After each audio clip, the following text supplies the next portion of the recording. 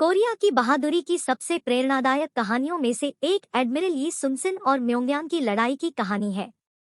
यह कहानी साहस, नेतृत्व और रणनीतिक प्रतिभा के उल्लेखनीय प्रदर्शन के लिए जानी जाती है। 16वीं शताब्दी के अंत में कोरिया पर जापानी आक्रमणकारियों का हमला हुआ, जिसे इमजिन युद्ध के नाम से जाना जाता है।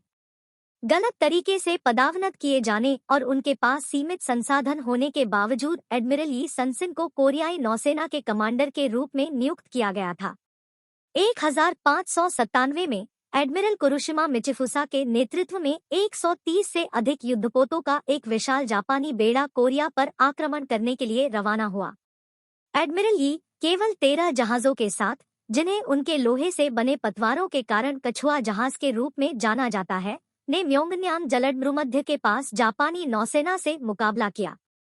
भारी संख्या में और बंदूकों से कम होने के बावजूद एडमिरल यी ने एक साहसी रणनीति तैयार की।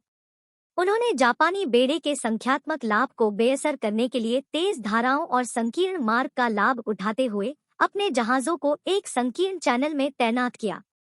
ज्वार, हवाएं और भौगोलिक ज्ञान सभी एडमिरल यी के पक्ष में थे। गहन लड़ाई के दौरान एडमिरल यी के फ्लैगशिप पर एक आवारा गोली लगी, जिससे उनका बायां हाथ कट गया।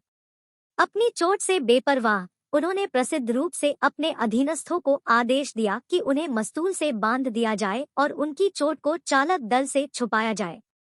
वह जानता था कि जीत के लिए उसके लोगों का मनोबल महत्वपूर्ण था। युद्ध कई घंटों तक चलता रहा। जापानियों ने एक के बाद एक हमले शुरू कर दिए। हालांकि एडमिरल यी और उनके लोगों ने अद्वितीय बहादुरी के साथ लड़ाई लड़ी, कई जापानी जहाजों को डुबो दिया और भारी हताहत किया। उन्होंने अपने कछुआ जहाजों को कुशलतापूर्वक संचालित किया और दुश्मन के बेड़े में कमजोर बिंदुओं पर हमला किया। अंततः जापानी बेड़ा अस्तव्यस्त हो गया और एडमिरल कुरुशिमा को पीछे हटने के लिए मजबूर होना पड़ा। यह कोरियाई नौसेना के लिए एक आश्चर्यजनक जीत थी और ऐसा कहा जाता है कि एडमिरल यी का नेतृत्व और अटूट बहादुरी निर्णायक कारक थे, जिन्होंने युद्ध का रुख मोड़ दिया।